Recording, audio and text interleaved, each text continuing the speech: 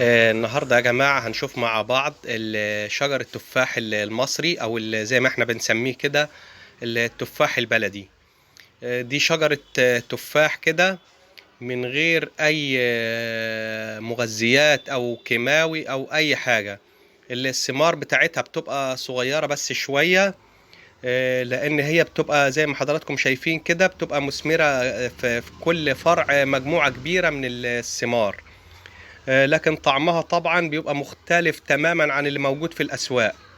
أولا ده من غير كيماويات من غير أي حاجة.